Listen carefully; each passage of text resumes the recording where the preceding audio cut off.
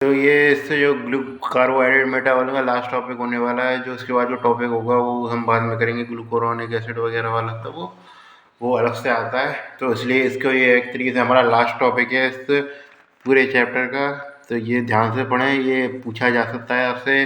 ज़्यादातर मेन जो क्वेश्चन पूछा जाता है वो NADPH के उपयोग पूछे जा सकते हैं। क्लिनिकल पूछा जाता है वो कैरेक्टर रहता है वर्निकेट एन्सेफेलोपैथी और G6PD डेफिशिएंसी। खासकर पैथोलॉजी में बहुत ज़्यादा आता है ये क्वेश्चन, एनीमिया में। तो इसको आपको ध्यान रखना है इस क्वेश्चन को।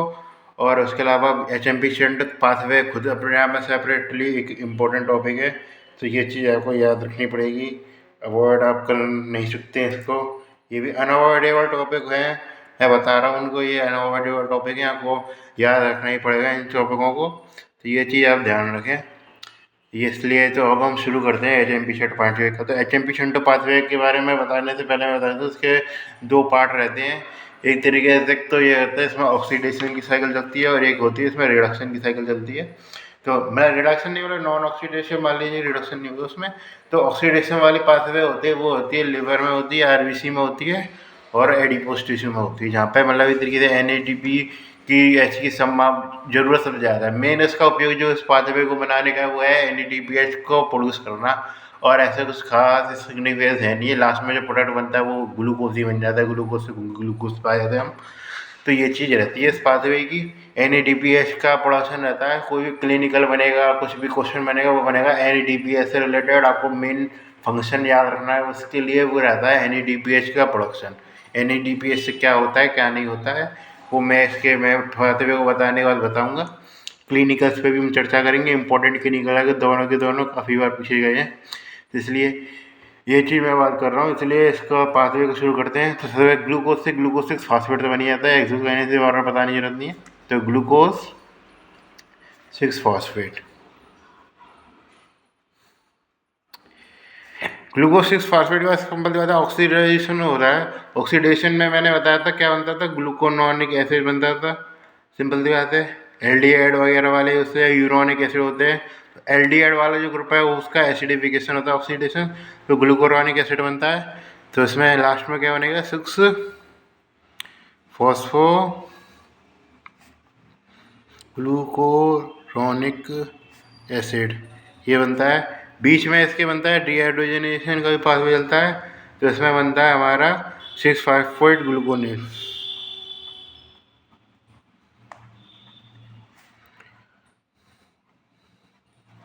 6 फास्फोग्लूकोनेट बन गया, 6 फास्फोग्लूकोरोनिक एसिड बन गया। ये रहते हैं ग्लूकोरोनिक एसिड के बाद राइबोलोसी में मुड़ जाते हैं। मेन चीज़ याद रखें, डिहाइड्रेशन हो रहा है तो यानी कि NADP इन्वॉल्व रहेगा। क्या बनेगा हमारा, NADPH और प्लस H+ में ही बनेगा। ये बनने का काम रहेगा हमारा। और इसके अलावा इससे क्या बनता है, सिंपल सी बात है, मेन जो सिंपल सी बात है, शंट को कह रहे हैं इस तरीके से हम, इस तरीके से, क्योंकि इसमें CO2 की कमी हो जाती है इस तरीके से। ऑक्सीडेशन में CO2 इस तरीके से निकल रहा है, CO2 निकल रहा है इसमें।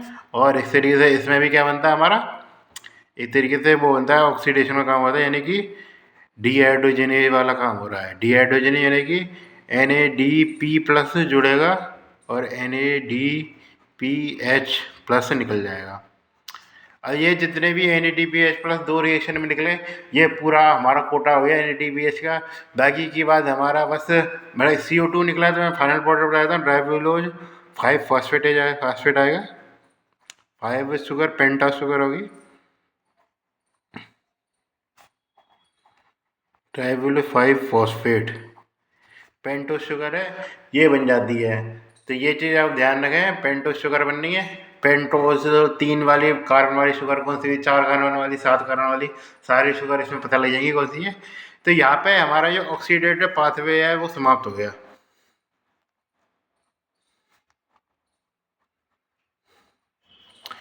तो ऑक्सीडेटिव पाथवे समाप्त हो गया। क्या उद्देश्य था इसका, मेन NADPH को प्रोडक्शन करना। दो रिएक्शन में हमको NADPH मिल रहा है, ये चीज़ है।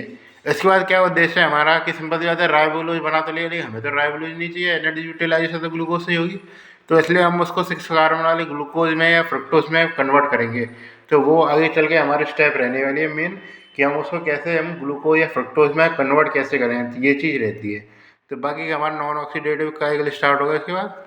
तो इसलिए उसको बैलेंस करने के लिए हम 6 पे लगा देते हैं, 6 कार्बन। जैसे बैलेंस होती है ना रिएक्शन बैलेंस करने के लिए, तो इसलिए 6 चलेगा। तो हमारे पास आ गया 6 राइबोलोस 5 फॉस्फेट। अब 6 राइबोलोस 5 फॉस्फेट में बात करके चलूँ, 4 हमारे पास बन जाते हैं जाइलोज 5 फॉस्फेट। 5 कार्बन का ही है, ये बन जाते हैं हमारे पास 4, और 2 बन जाते हैं हमारे पास क्या, राइबोलोस 5 फॉस्फेट ही रह जाते हैं। ये 2 रह गए हमारे पास। अब इसमें बात करके जो ना, इसके भी 2 पार्ट रहते हैं, इसके 2 यहाँ पे रहेंगे, 2 जाइलोस 5 फॉस्फेट। ज़्यादा कन्फ्यूजन नहीं हो इसलिए मैं दोबारा लिख रहा हूँ, जाइलोस 5 फॉस्फेट। अब इधर का जो जर के साथ ये जाइलोस 5 फॉस्फेट 2 हैं और ये भी 2 हैं, तो ये आपस में कुछ ना कुछ करेंगे, 2 का कुछ ना कुछ तो होगा गठबंधन। तो इनका गठबंधन होता है इस तरीके से, तो इनका गठबंधन होता है। तो सिंपल सी याद है, 5 कार्बन मिलते हैं तो क्या बनाते हैं, पहले 10 और 7 बनते हैं, 5 5 10 और 7 और 10, 7 और 3 वो भी 10 हो गए। तो पहले बनेगा हमारा 7 कार्बन वाला। 7 कार्बन वाला क्या होता है हमारा, एक तरीके से सेडो हेप्टुलोज, हेप्टुलोज 7 फॉस्फेट, ये 2 बन जाएंगे। और 3 कार्बन का तो पता ही है आपको, ग्लिसरैल्डिहाइड 3 फॉस्फेट। 7 कार्बन का पता लग गया। जैसे मैंने मैंने केमिस्ट्री बताई तो मैं 7 कार्बन का बताया नहीं था, तो 7 कार्बन का पता लग गया। सेडेप्टुलोज 7 फॉस्फेट यहीं पे आते हैं। यहाँ पर कुछ 4 कार्बन 3 कार्बन 2 कार्बन, 2 कार्बन का तो नहीं होता, 3 कार्बन का होता है मिनिमम, तो उसके पता लग जाते हैं।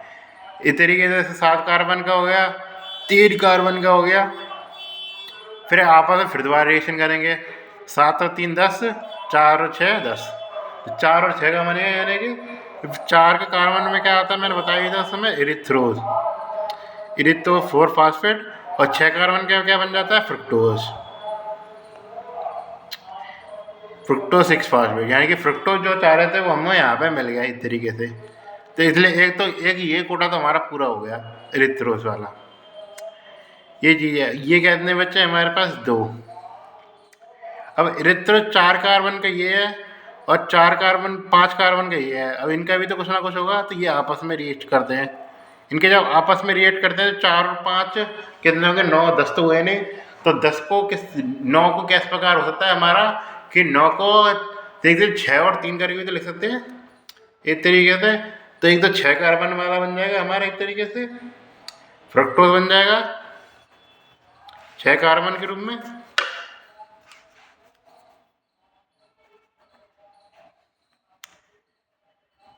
फ्रक्टोज 6 फॉस्फेट एक तरीके 6 कार्बन के रूप में बन गया, एक 3 कार्बन के रूप में बन गया।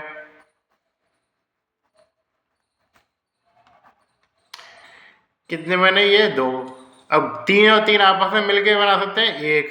यहाँ पे आता है हमारा सारा रामायण चल रही थी, 6 लेके चल रहा था शुरुआत से। उसका मेन कारण था कि यहाँ पे फिर आपको कन्फ्यूजन होता 1/6 जोड़ने में, क्या करने में। इसलिए यहाँ पे हमने मेन लिया है इसको। 2 से क्या बन जाएगा, लास्ट में 1 बन जाएगा। तो क्या बनेगा, फ्रुक्टोज 6 फॉस्फेट। ये 1 रह गया लास्ट में, तो 1 2 2 कुल मिला के कितने हो गए, 5 फ्रुक्टोज 6 फॉस्फेट। 5 फ्रुक्टोज 6 फॉस्फेट होते हैं, वो किस में चेंज हो जाएंगे एक तरीके से हमारे,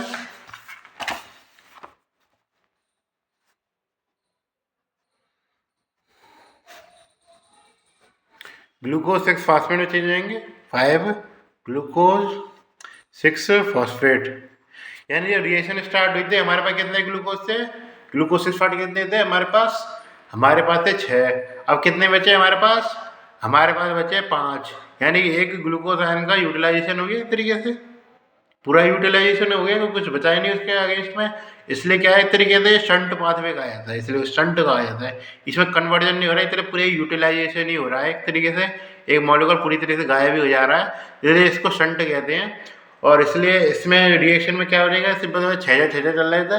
यानी कि एक तरीके से रिएक्शन में हमको मिला है हमारे NADPH आयन मिले मेन। तो पूरी रिएक्शन लगे जिसमें सिंपल सी बात है 12 हो जाएंगे, प्रत्येक रिएक्शन में एक NADPH निकल रहा, प्रत्येक यूटिलाइज कितने करें 6 ml, तो कितने मिले हमको 6 ग्लूकोज आयन मिल गए इस तरीके से। तो इसलिए जब इस पूरी रिएक्शन को लिखा जाएगा तो इस तरीके ग्लूकोज आयन जो था वो एक ग्लूकोज आयन पूरी तरीके से यूटिलाइज में 6 कार्बन थे उसके अंदर। 6 कार्बन का मतलब कि एक तरीके से 6 CO2 निकली होंगी, और प्रत्येक CO2 को निकालने के लिए सिंपल थे, तो एक स्टेप में तो CO2 निकलने से NADPH बनी थी, 6 से NADPH वहाँ बन जाएगी, और ऊपर से ऊपर की स्टेप और चल रही थी 6 से NADPH वहाँ बन जाएगी। तो इसके लास्ट में हमें कितनी मिली इस तरीके से, इस कन्वर्जन में हमें तो 6 कितने 1 ग्लूकोज यूटिलाइज हुआ, ग्लूकोज 6 फास्फेट यूटिलाइज हो गया पूरी तरीके से, जिसमें हमको क्या मिलने 6 CO2 मिलने को 6 कार्बन टूट गए पूरे के पूरे, उसके रिडक्शन हो गया एक तरीके से। उसका हाइड्रोजन खींच लिया, जो भी हाइड्रोजन हमने खींचे थे, क्योंकि ऑक्सीजन तो ये रह गया, हाइड्रोजन जो भी हमने खींचे थे NADP से, उससे क्या बन गया हमारे पास 12 NADP बैच बन गए, और ये चीज़ बन गई, ये चीज़ आपको ध्यान रखनी है NADPH और H+ ये। तो इसी से हमने ग्लूकोज में से हमने पूरा ऑक्सीजन खींच लिया होगा सोलह नेक्स्ट सो बचा होता वो, और उसके अलावा जो भी उसके हाइड्रोजन थे कार्बन से जुड़े रहते हैं वो हाइड्रोकार्बन है, तो वो सारे हाइड्रोजन खींच के हमने बना दिया 12 NADPH बना दिए। अब इसका क्या उपयोग रहता है, मेन इस पे आती है, तो सिग्निफिकेंस आता है हमारे पास इस तरीके से NADPH का।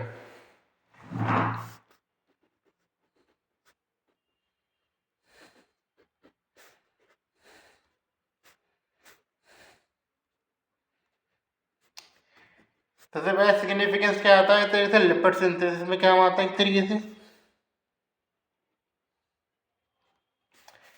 और क्या आता है कोलेस्ट्रॉल सिंथेसिस में क्या आता है, बहुत सारी रिएक्शन यही होता है इनका। उसके अलावा फ्री रेडिकल्स का भी है,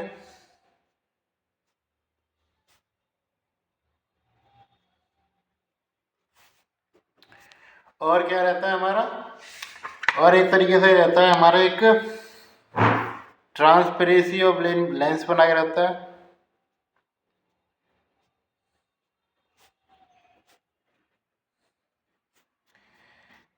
इसके अलावा क्या करता है एक तरीके से मेन, आप इसके अलावा आप थोड़े क्लिनिकल आने लगे, मैं तो हीमोग्लोबिन के को रोकने से बनता है।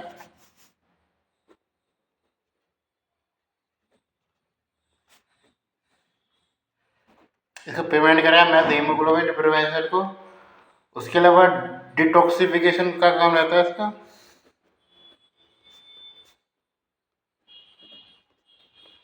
फिर आता है मेन हमारे पास सबसे ज़्यादा इम्पोर्टेंस, पूरी क्लिनिकल बन जाती है, पैथोलॉजी में भी पढ़ेंगे, मेडिसिन में भी पढ़ेंगे, सब जगह पढ़ेंगे, तो ये चीज़ आप याद रख लीजिए। अब नहीं तो आगे करके याद रखनी पड़ेगी। वो आती है हमारे RBC मेम्ब्रेन की इंटीग्रिटी बनाना।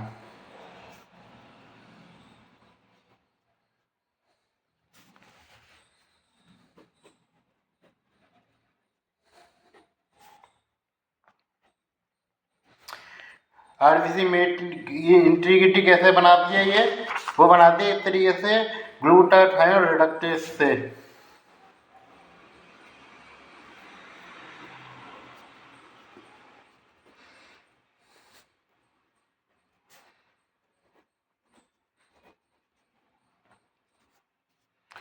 इसे पूरी क्लिनिकल आती है, क्लिनिकल कैसे लेते हैं हम पता नहीं, चलो क्लिनिकल केस एक तरीके से आता है। क्लिनिकल लेता है इसका G6PD डेफिशिएंसी, ग्लूकोज 6 फास्फेट डिहाइड्रेज जो कि पहला एंजाइम है इस तरीके से हमारे HM पेशेंट का, उसकी डेफिशिएंसी रहती है। किसमें रहती है ये ध्यान रखना, ये रहती है एक तरीके से एक्स लिंक्ड वाले में रहती है, एक्स लिंक्ड रिसेसिव दी गई है, ये चीज़ ध्यान रखना। एक्स लिंक्ड रिसेसिव यानी कि इस तरीके से लड़कों में ज़्यादा मिलेगी, एक और हेड का भी हमारे लड़कों में कार्य, तो इसलिए ये एक तरीके से इसमें रहती है, एक्स लिंक्ड रिसेसिव डिजीज रहती है। इसमें क्या कि RBC में इंटीग्रेट नहीं रह पाएगी, तो क्या मिलेगा इस तरीके से RBC का हीमोलाइसिस मिलेगा, सिंपल याद है हीमोलाइटिक जॉन्डिस मिलता है, सिंपल सी बात है। स्प्लीनोमेगाली मिलेगी इस तरीके से, क्योंकि सिंपल सी बात है उसमें ज़्यादा से ज़्यादा हीमोलाइसिस होता है, स्प्लीनोमेगाली मिलती है। ये चीज़ मिलती है। ये चीज़ ध्यान रखना, ये थोड़ा सा रेजिस्टेंस प्रोवाइड कराती है मलेरिया को। मलेरिया के लिए, क्योंकि सिंपल सी बात है, उसके लिए तो प्रॉपर मेम्ब्रेन चाहिए मलेरिया की पैरासाइट को बढ़ने के लिए। बाकी मैं उतना ज़्यादा मानता नहीं कि इसको ये डिजीज है तो ये उसके लिए बहुत खतरा है। कोई भी ड्रग वगैरह वो नहीं ले सकता, क्योंकि सिंपल ज़्यादा NADPH बन नहीं रहा है, तो सिंपल या डिटॉक्सिफिकेशन तो हो नहीं रहा है उसका। कोई भी ड्रग का, कोई भी ड्रग आ रही है वो सिंपल ज़्यादा, एक तो RBC में वैसे ढीली पड़ी है, उसको वैसे तोड़ देगा वो। इसलिए ये काफ़ी एक सीरियस डिजीज रहती है, तो ये चीज़ ध्यान रखना। ये G6PD डेफिशिएंसी मेन इससे पूछा जाता है, क्वेश्चन आता है तो एस्लिंग रिसेसिव का किस टाइप का जॉन्डिस बनता है, तो हीमोलाइटिक जॉन्डिस बनता है। ग्लूटाथायोन रिडक्टेज जो होता है वो काम नहीं कर पाता। मेन चीज़ ये होता है, एंजाइम पूछ सकता है। ये क्वेश्चन आता है काफ़ी बार, क्वेश्चन है पैथोलॉजी में, काफ़ी बार कुछ पूछा गया क्वेश्चन है। कॉमन क्वेश्चनों में से पैथोलॉजी, मेडिसिन भी बोल सकते हैं, मेडिसिन में भी आ जाते हैं क्वेश्चन ये। उस दूसरा आता है हमारा वर्निकेस एनसेफेलोपैथी। वर्निकेस एनसेफेलोपैथी का ध्यान रखें, मेन रिलेशन है विटामिन B1। अब विटामिन B1 कहाँ से आ गया तो मैंने बताया नहीं। बाकी की जो भी रिएक्शन ये चल रही है हमारी ट्रांसफ़र वाली, ये चल रही है हमारे टाइमिन पायरोफॉस्फेटेस से। इसमें मेन एंजाइम रहता है ट्रांसकीटोलेज वाला, जो कि इसके लेवल चेक करना होता है। जब भी हम RBC ट्रांसकीटोलेज का लेवल चेक करते हैं, सिंपल सी बात है, जब भी हम विटामिन B1 की डेफिशिएंसी देखनी होती है। ये तो खैर अलग पॉइंट आ गया, मैं B1 में बताऊंगा जब ये, तो इससे आपको पता लग रहा है कि तरीके से B1 के रिएक्शन में बहुत ही इंपॉर्टेंट रोल निभाता है। तो विटामिन B1 की तरह से कमी हो जाती है, तो ये क्या है कि इससे आपको इफेक्ट देखने को मिलते हैं इसके, आपको बहुत ज़्यादा, क्योंकि विटामिन B1 बहुत ज़्यादा जगह पर भी काम आता है। एक तरीके से विटामिन B1 की डेफिशिएंसी किस में होती है, ये वर्निकेस एनसेफेलोपैथी आती है क्रोनिक एल्कोहलिक में।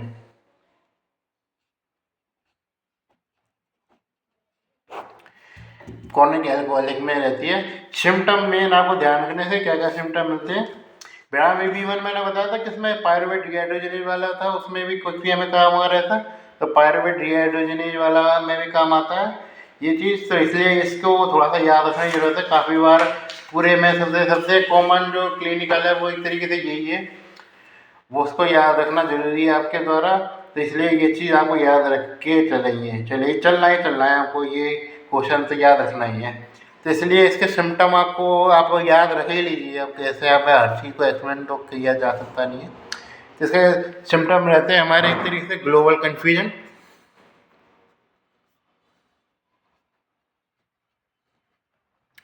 और क्या रहते हैं ऑप्थेल्मोप्लेजिया,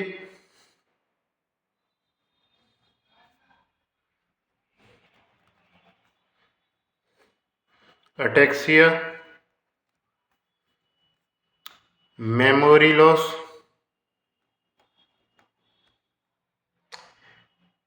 और वर्निकेस एन्सेफेली की बात से ये तो इसमें तो वर्निकेस एन्सेफेली में तीनों आया था, मेमोरी लॉस और साइकोसिस, ये आते हैं हमारे क्रोटोकॉफ सिंड्रोम में,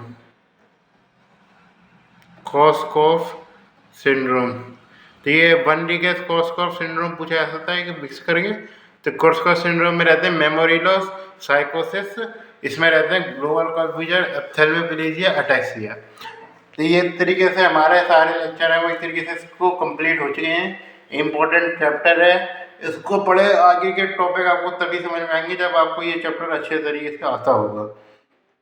तो पढ़ते रहिए। आगे हम क्लिनिकल केस के बारे में चर्चा करेंगे एक शॉर्ट वीडियो में, तो उसके बारे में इसका इंतजार करिए।